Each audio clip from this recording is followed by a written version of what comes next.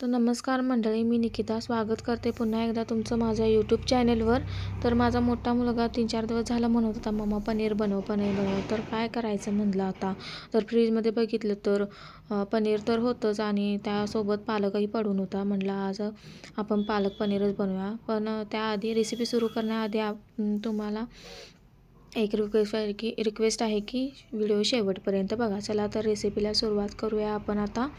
तर ती पालकाची जुडी घेऊन ती मस्त अशी नीट करून घेऊन ती स्वच्छ पाण्याने धुवून घेतली. नंतर एका कढईमध्ये पाणी घेतलं.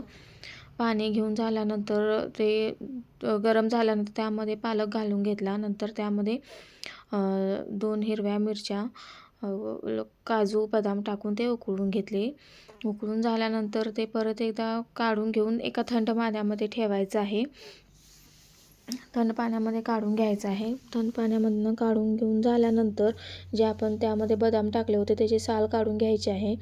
थंड पाण्यामध्ये यासाठी घालायचं आहे की जेणेकरून त्या पालकचा कलर हा हिरवाच राहील म्हणून. नंतर इथे आपण नंतर ते एका मिक्सरच्या भांड्यामध्ये काढून घेऊन मस्त अशी स्मूथ अशी पेस्ट करून घेतलेलं आहे. नंतर इथे 2 मिडियम साईजचे कांदे कट करून घेतलेले आहेत आपण.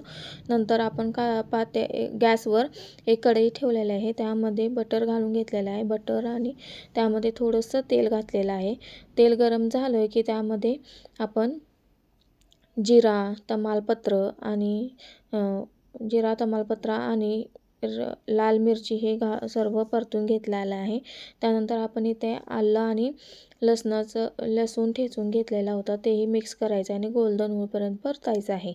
त्यानंतर आपण इथे जे कांदे कट करून घेतले होते तेही इथे गोल्डन कलरवर येईपर्यंत परतायचं आहे.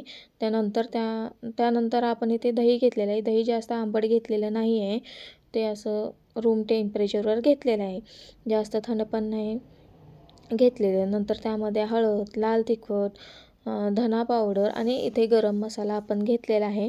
ते असं मस्त असं मिक्स करून घ्यायचं आहे.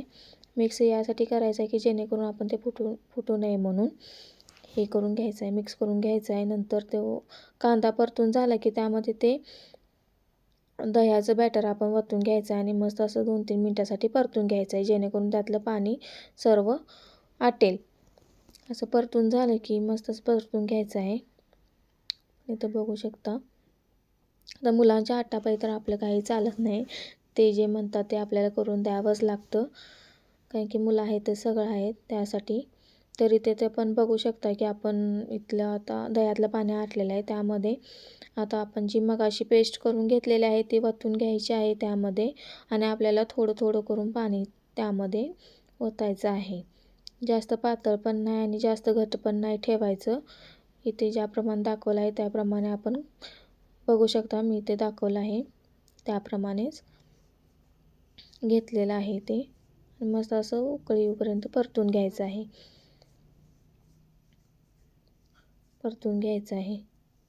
तर आपण इथे मगाशी मीठ घातलं नव्हतं कारण की दह्याचा वापर केलेला आहे. त्यामुळे दही फाटू शकते यासाठी आपण मिठाचा वापर केला नव्हता. तर 1 चमचाभर आपण मीठ आता इथे टाकून घेतलेलं आहे आणि परत मिक्स करून घ्यायचं आहे.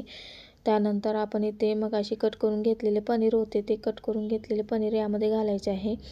तुम्हाला जर फ्राय केलेले पनीर आवडत असतील तर तुम्ही तेही वापरू शकता. मला इथे आवडत नाही त्यामुळे मी फक्त कट केलेले पनीरच घेतलेलं आहे. ते फ्राय केलेलं आहे नाही. तर बघू शकता इथे आपले पालक पनीर तयार आहे.